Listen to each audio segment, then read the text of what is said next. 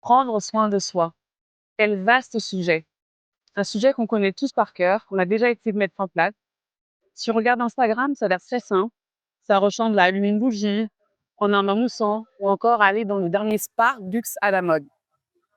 Mais en fait, prendre soin de soi, c'est beaucoup plus simple et à la fois compliqué. Ça peut être commencer par changer des mauvaises habitudes, se coucher plus tôt, oser dire non aussi.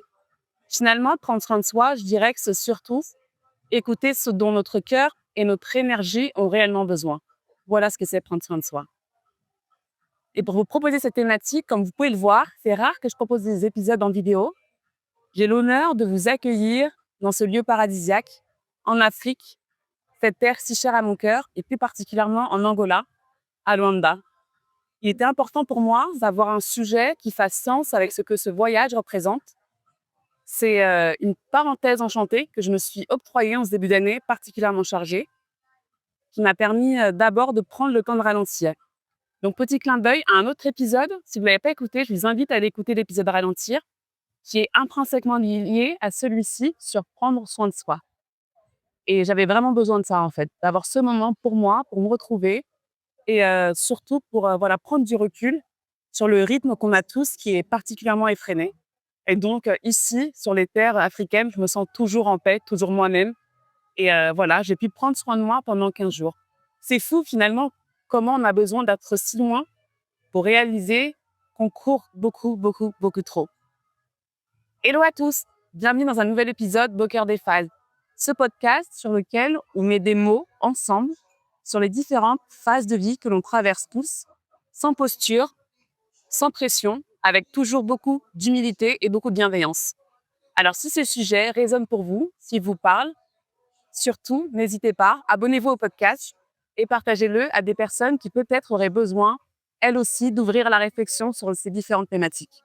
Et vous savez très bien, soyez les bienvenus, vous êtes ici chez vous. Et comme vous pouvez le voir, vous proposez cette thématique.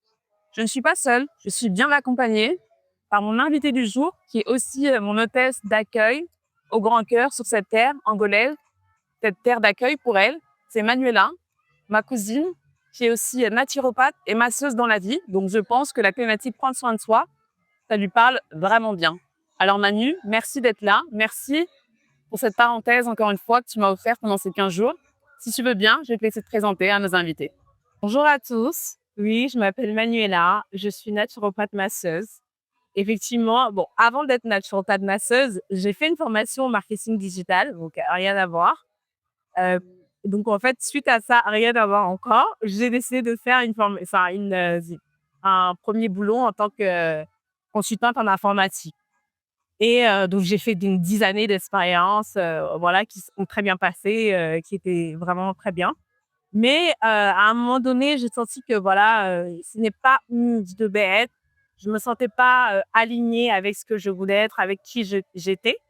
Et effectivement, bah, j'ai décidé de, voilà, de trouver quelque chose où, voilà, qui me fasse vibrer. Et donc c'est pour ça que de fil en aiguille, je suis tombée sur des formations de naturopathie et donc j'ai fait de la formation, de 2 ans en tant que voilà, pour être naturopathe. Et donc suite à ça, bah, voilà, voilà pourquoi aujourd'hui, ouais, effectivement, j'ai changé de vocation, donc je suis naturopathe masseuse. Voilà. Merci Manu pour cette introduction. Et pour commencer, pour entrer dans le vif du sujet, parce que je pense que c'est important de remettre les bases pour chacun. La naturopathie, c'est vaste, c'est un thème dont on a tous au moins une fois entendu parler. Mais en réalité, qu'est-ce que c'est la naturopathie? La naturopathie, c'est, si je veux faire en termes vraiment très simples, c'est de la médecine traditionnelle, mais c'est aussi, voilà, j'ai envie de dire, c'est une méthode, de prévention. C'est une méthode de prévention, voilà, contre les maladies, diverses et variées. Donc c'est un mode de vie aussi, c'est un mode de vie qu'on adopte, et cetera.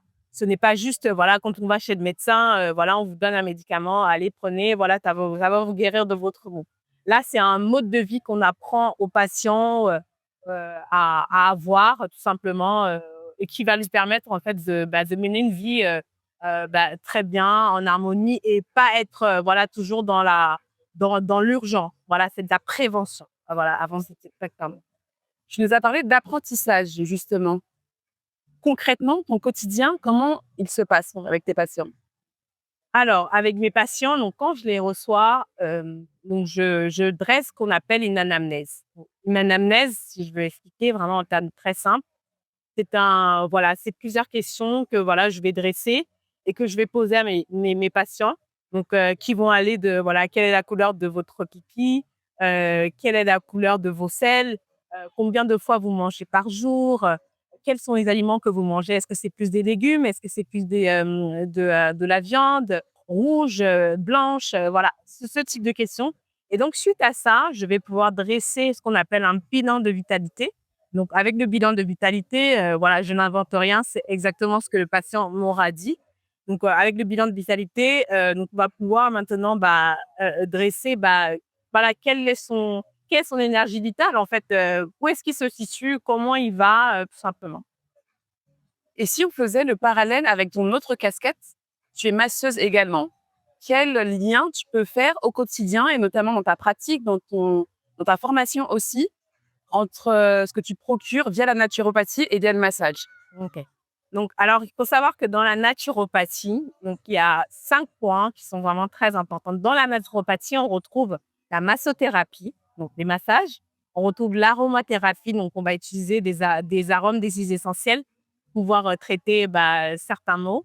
On va utiliser, il y a aussi, pardon, la nutrithérapie. Donc, la nutrithérapie qui va être un mode de vie, comment bien manger, comment voilà, bien réapprendre à manger. Et on va aussi avoir ce qu'on appelle la phytothérapie. Donc, la phytothérapie, c'est voilà, comment on va prévenir des maladies via des plantes, diverses et variées. Et il y a aussi, en dernier lieu, ce qu'on appelle la psychothérapie. Donc, on va essayer de comprendre au niveau du mental du patient, comment il se porte. Est-ce que tout va bien? Voilà, essayer de remonter de fil en aiguille avec ces 5 points, voilà, vers la naturopathie. Donc, c'est pour ça que parmi ces 5 points, en tout cas, c'est le point qui me parlait le plus et que je voyais, voilà, qui me ressemble tout simplement. Et c'est pour ça que j'ai décidé, d'extraire ce point-là et de plus, voilà, développer et plus travailler. Donc voilà. Tu as parlé de l'aromathérapie, si je me trompe pas. Je sais que dans ta pratique, tu utilises beaucoup des plantes naturelles. Arrête-moi si je me trompe, si les termes ne sont pas les bons, notamment venus d'Afrique. Est-ce que tu peux nous en dire plus sur ce que ça t'apporte au quotidien? Comment tu lis cela à peut-être plus la culture occidentale et vraiment, voilà, comment tu le mets en œuvre ensuite? Alors, effectivement, forcément, j'ai grandi, voilà, je suis née au Cameroun, donc je suis née en Afrique, en terre africaine, donc voilà, une famille, africaine, et cetera, avec, tout ce qui va avec, la culture qui va avec. Donc j'ai aussi grandi en France, voilà, avec la culture européenne et effectivement, voilà, partout où on se trouve, tout simplement, la nature est assez importante et on retrouve plusieurs plantes diverses et variées. Et aujourd'hui, voilà, ce que je fais, je prends un peu de chaque et voilà, et j'essaye d'allier, voilà, tout simplement, voilà, dans ma pratique. Enfin, j'essaie de l'intégrer, pardon, dans ma pratique et voilà, et du coup, voilà, et en fonction de certains mots que les patients ont, voilà, la plante qui va être le plus adaptée, voilà, je vais juste à choisir, c'est tout. Donc, tu choisis la meilleure plante pour Oui. soigner les maux Oui, de façon naturelle. c'est ça, exactement. OK. Et si on faisait peut-être une rétrospective, en tout cas un constat, tout simplement, un constat. Toi, aujourd'hui, qui vis ici en Afrique, mais peu importe parce que tu as commencé aussi ta pratique en Europe, quel est ton regard que tu portes effectivement sur les personnes qui viennent te voir? On l'a évoqué avec, notamment dans le dernier épisode avec Geoffroy, l'ostéopathe. C'est souvent une douleur qui va déclencher que la personne décide de consulter.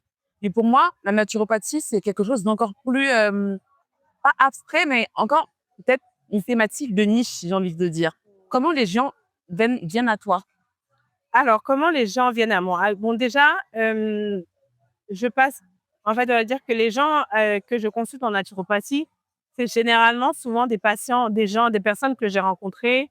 Voilà, bon, si j'ai un stand, que j'ai, dans un événement tout simplement et donc voilà, quand je vais les rencontrer, je vais parler de ma pratique, de ce que je fais, ou bien voilà, ça va être des personnes aussi que, j'ai déjà eu à masser, simplement et de fil en aiguille, peut-être que des fois, ça va être aussi, quand je vais les masser, donc je vais remarquer certaines choses, je vais avoir certaines sensations je n'ai pas envie d'effrayer qui que ce soit ici, mais on va dire que dans tout ce qu'on appelle médecine holistique, c'est une question d'énergie, c'est-à-dire qu'on ressent aussi des choses, etc.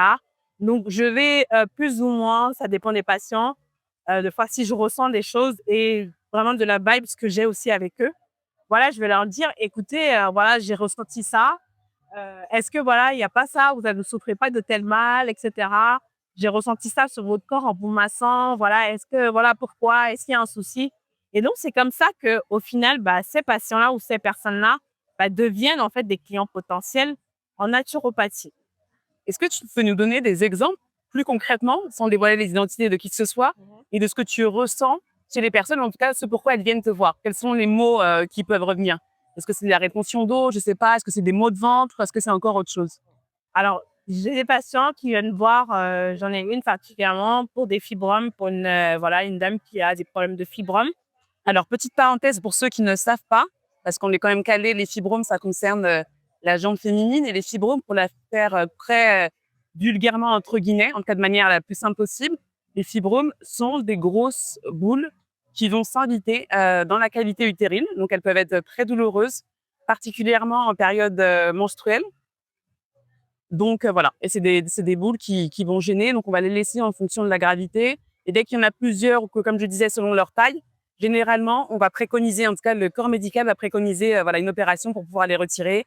Surtout s'il y a des besoins ou des désirs de grossesse, ça peut être la problématique à ce moment-là. Fait appel à moi pour pouvoir réduire son fibrome.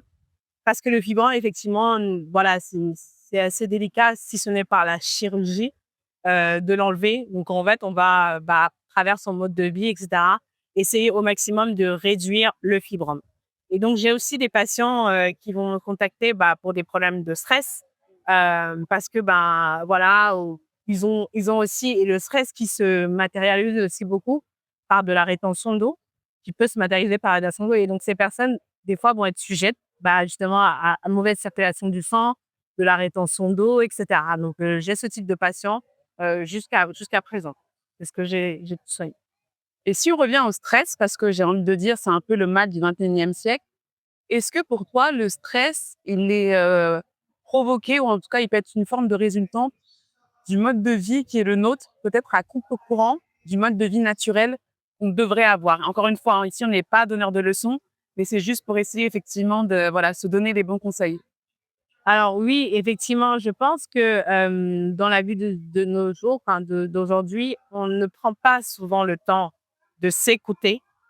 De s'écouter, c'est-à-dire de savoir bah, quand il faut faire, quand il faut marquer une pause, un temps de pause, etc. Je reviens à ton podcast, ton dernier podcast. Voilà. Ralentir, allez-y les gars. Donc voilà, je pense que c'est lié forcément. Donc on prend pas le temps pour soi, on prend pas le temps de ralentir, etc. Et on ne prend pas le temps de s'écouter. Et on va toujours être aussi bah, dans la réaction et moins dans la prévention. Donc voilà, c'est-à-dire bah, avoir un mode de vie tout simplement sain. Et là, en fait, aujourd'hui, on va commencer à avoir un mode de vie sain, pardon, parce que effectivement, bah, on s'est retrouvé bah, malade, on a eu un souci, etc. Donc, c'est ça qui va nous stresser et qui va nous pousser bah, à changer notre mode de vie, etc. Donc, voilà, on ne prend pas la vie de nos jours, en fait, d'aujourd'hui ne nous permet plus, ou bien rarement, enfin, rares sont les personnes qui prennent le temps d'être en alerte, tout simplement, voilà, de juste prendre un mode de vie tranquille, de s'écouter, de marquer un temps de pause, etc. Et c'est pour ça qu'on se retrouve aujourd'hui, bah, stressé. Et effectivement, ce que tu dis, c'est une réalité. Je pense qu'elle concerne beaucoup de personnes. En tout cas, moi, la première, je me sens concernée dans le fait d'être plutôt en réaction. C'est pour ça que j'ai apprécié la phrase que tu as dit, on n'est pas suffisamment en prévention.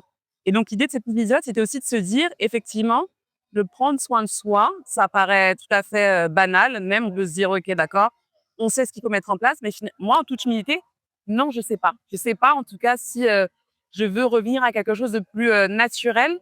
Qu'est-ce que je peux faire déjà de manière très concrète au quotidien pour faire du bien à mon corps et à mon esprit? Qu'est-ce que tu pourrais nous donner comme tips? Alors, comme j'ai dit, la première des choses, c'est de s'écouter. Avant de commencer à faire quoi que ce soit, pour moi, vraiment, c'est-à-dire que le matin, quand on se lève, etc., remarquer prendre des habitudes. On peut prendre un cahier, un carnet où on note, en fait, OK, voilà, ce que j'ai remarqué aujourd'hui, et cetera. Et au fil du temps, voilà, on va forcément voir qu'il y a des changements, et cetera. Remarquer, être en alerte, comme je disais tout à l'heure, voilà, quelle est la couleur de notre pipi aujourd'hui? Ça, c'est des données qui ne mentent pas, qui ne mentent pas, qui peuvent nous alerter sur plein de choses. Voilà, comment on mange, quelles sont nos habitudes de vie. Donc voilà, juste noter ces points.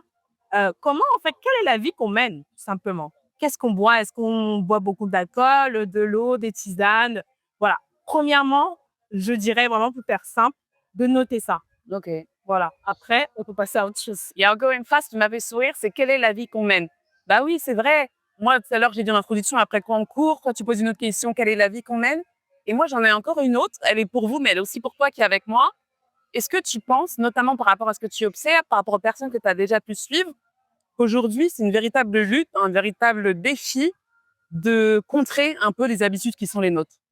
Oui, oui, oui, oui, c'est vraiment un défi. Réellement, je peux le dire, c'est vraiment un défi. Et c'est pour ça que je suis assez contente parce que quand je reçois des patients, voilà, en naturopathie, donc quand on va commencer à dresser ce qu'on appelle une anamnèse, donc en fait, quand je vais leur poser des questions, et cetera, voilà, quelle est la couleur de vos pipis, comment vous mangez, qu'est-ce que vous mangez, et aujourd'hui, sans se leurrer, on sait tous très bien, voilà, qu'est-ce qu'il est bien de faire ou pas. Donc quand je vais leur poser, voilà, toutes ces questions, au final, en fait, ils vont se rendre compte, effectivement, voilà, il y a ça, ça, ça, ça qui va pas. Il y a des fois des patients, voilà, à la fin de l'anamnèse, ils étaient vraiment, ils arboraient vraiment une tête vraiment dépitée. Donc, parce qu'ils se rendaient compte que, effectivement, il y a plein de choses qui ne vont pas. En fait, je ne vais pas bien. Ils prennent conscience qu'ils ne vont pas bien. Alors, j'ai pas eu besoin de dire quoi que ce soit. Ils ont juste pris conscience que, voilà, ça ne va pas. Il faut que je fasse quelque chose. Donc, il y a ça aussi, il y a la prise de conscience. Mm. Et encore une autre question, mais là, le débat, il est ouvert. C'est de me dire, est-ce que tu penses, parce qu'on a parlé des petites habitudes et déjà s'écouter et de se dire, voilà, qu'est-ce que je mange, est-ce que je fais du sport, enfin vraiment le b.a.-ba que chacun on a tous bien en tête. Il n'y a pas besoin d'avoir fait Saint-Cyr, je pense, pour réaliser ce qu'on peut changer à notre niveau. Mais moi, la question que je me pose, si les gens ne font pas ça pour eux, soit c'est qu'ils s'en foutent et je ne pense pas vraiment que les gens se foutent de leur santé. Mais alors, est-ce que c'est peut-être une certaine forme de remise en question du véritable bienfait que peuvent apporter le changement de ces habitudes-là? Mmh, je dirais, en fait, bon, les gens ne prennent pas soin d'eux parce que, voilà, ils s'en foutent.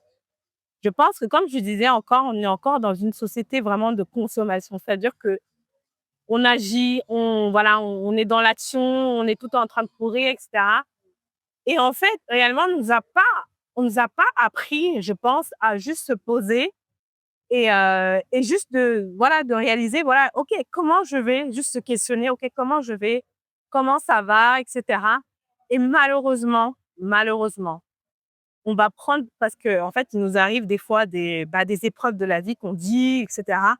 Ils vont nous faire réaliser parce qu'on écoute, voilà, telle personne à côté de nous est malade, telle personne, voilà, ne va pas bien, mentalement, et cetera.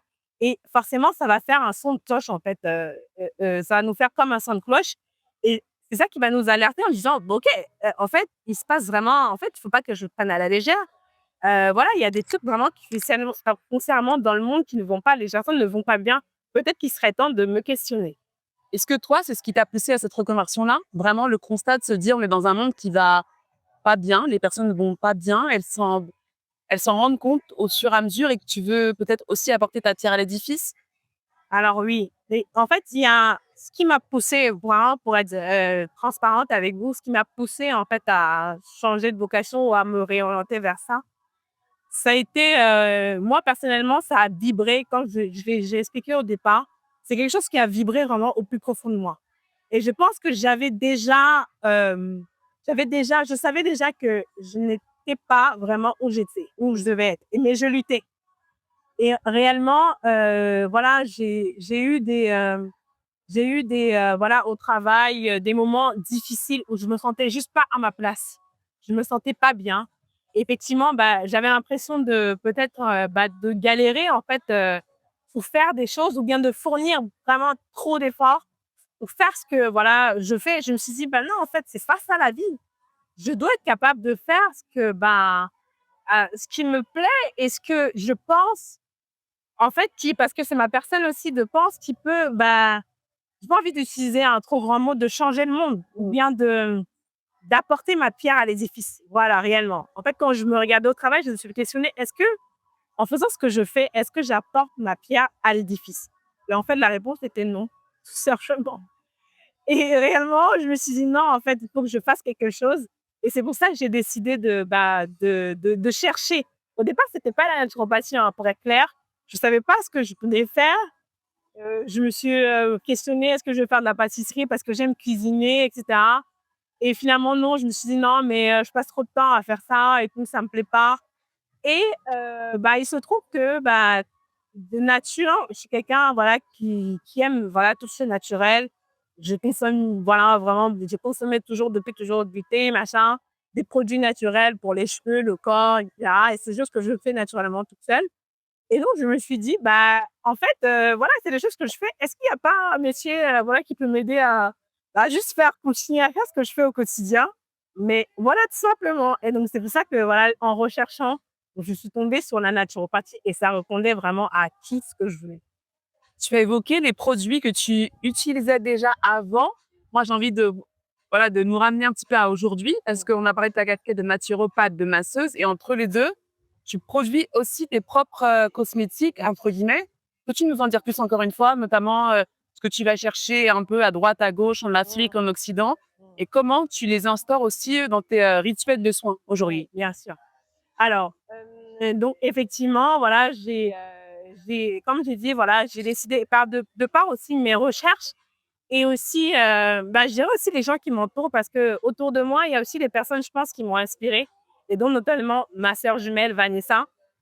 Elle, elle a vraiment, si je peux dire, elle a commencé depuis très longtemps vraiment dans ce chemin-là.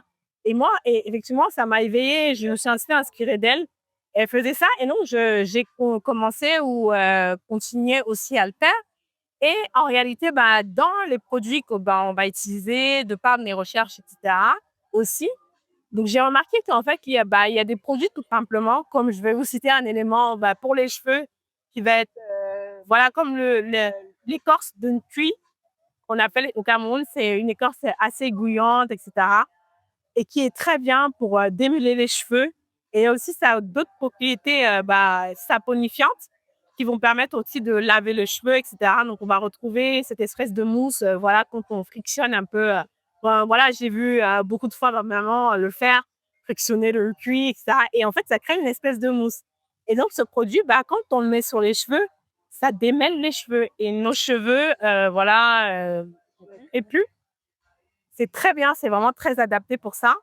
Et en Occident, on a aussi quelque chose qui va être plus similaire, qui va être assez similaire à ça. On retrouve qui sont les graines de lin.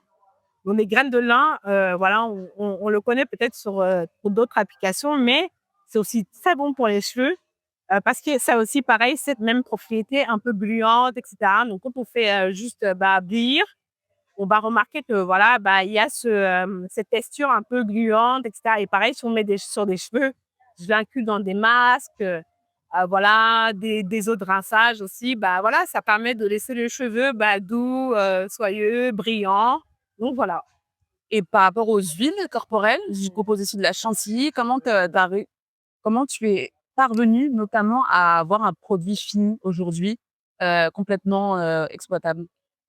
Donc bon, pour la chantilly, comme j'ai dit, voilà, je m'inspire aussi de ce qui se passe, voilà, ce que je vois ailleurs, et cetera. Donc j'aime beaucoup, ce beurre qu'on appelle le beurre de karité et le beurre de cacao. En fait, je me suis demandé: «Mais comment je peux faire pour utiliser vraiment à leur maximum, à son potentiel maximum, ces produits?» Donc le beurre de karité, beurre de cacao, c'est des produits, en fait, qui vont être, très riches, très nourrissants. Et en fait, dans la chantilly, vraiment, c'est juste parfait.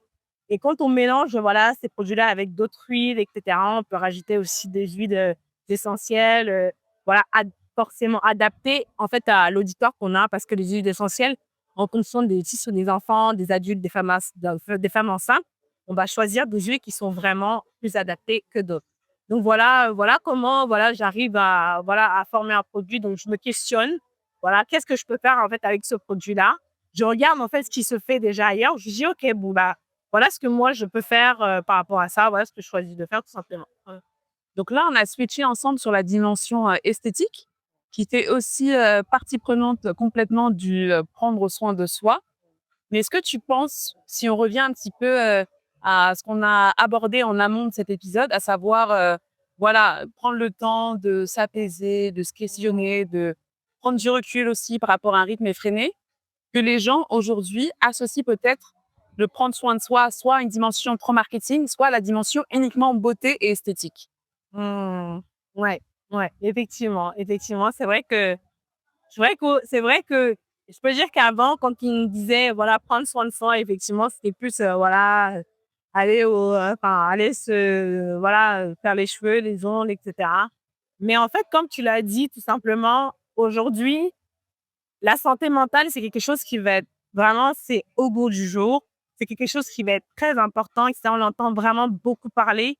Et aussi, en réalité, on remarque aussi que dans notre société, il y a beaucoup de gens qui simplement, en fait, des jeunes, de plus en plus jeunes, qui sont malades, qui ont des problèmes de stress, qui ont des problèmes cardio, qui ont des cancers, qui ont des diabètes. Et ça touche de plus en plus la population jeune. Et on entend aussi des gens qui meurent aussi de plus en plus jeunes. Et en fait, je pense que personne n'a envie aujourd'hui de souffrir de ces maux ou bien d'arrêter sa vie de manière précoce. Et c'est ça, je pense, qui alerte les gens et en fait, qui nous pousse aussi, en fait, non, prendre soin de soi, c'est pas que la vision esthétique qu'on a, c'est aussi se questionner, est-ce que je vais bien? Est-ce que physiologiquement, est-ce que je vais bien? Est-ce que mentalement, je vais bien? Tout simplement. Et je pense aussi, il y a un autre truc, et je pense aussi que quand on regarde aujourd'hui, quand on regarde nos plus jeunes, nos enfants, nos petits cousins, nos nièces, nos neveux, on se pose la question, OK, aujourd'hui, qu'est-ce qu'on va les léguer finalement? Parce que, tout simplement, c'est bien, OK, de léguer les biens, etc., mais tout ça finira. Au final, en fait, est-ce qu'on a envie d'être une meilleure personne? Simplement, comment on veut leur montrer? Quel exemple on veut leur donner? Ça et personnellement, ça c'est chacun, c'est moi, je crois à une vie après celle-ci et je dis en fait qu'on est dans cette vie on travaille pour celle qu'on aura, plus tard, après et en fait tout ce qu'on fait n'est pas vain, simplement et je dis: «Moi en fait, autant mieux prendre de l'avance pour après». Oui, tu es carrément venu nous ouvrir encore un autre sujet, spirituel, tout à fait intéressant. Mais là où je suis d'accord, c'est qu'effectivement, c'est qu'est-ce que chacun on a envie de donner. Tu as parlé d'apporter sa pierre à l'édifice. Et je pense aussi que ça fait du bien parfois. On peut penser que c'est de l'égoïsme. Mais moi, j'accepte cette forme d'égoïsme. C'est de se dire comment je pourrais prendre soin des autres, comment je pourrais être la meilleure version de moi-même si finalement, en commençant par moi, ça ne va pas bien. Et donc, on l'a vu ensemble et c'est pour ça que je voulais qu'on ait cet échange encore une fois dans ce lieu duquel je suis tombée amoureuse vraiment. C'est de se dire que ça peut commencer par des petites choses. Et donc, c'était ça aussi l'objectif de cet épisode, c'est revenons aux prémices, revenons à des choses très simples mais qu'on oublie trop souvent parce qu'il y a toujours mieux à faire, parce qu'il y a toujours plus important à faire. Et finalement, tu l'as très justement rappelé, il n'y a pas plus important que notre santé parce que ça va vite et que ça n'arrive pas qu'aux autres malheureusement. Les maladies, je pense que chacun on a tous autour de nous un exemple, on est tous restés un peu bouche bée: «Oh mais elle a un cancer, oh mais il a eu un AVC, oh mais bah ouais».